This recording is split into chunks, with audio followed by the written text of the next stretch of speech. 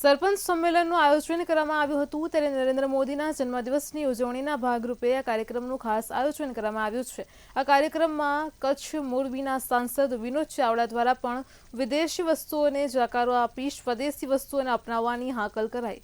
ત્યારે કાર્યક્રમમાં કેબિનેટ મંત્રી ભૂપેન્દ્રસિંહ ચુડાસમા પણ ખાસ ઉપસ્થિત રહ્યા।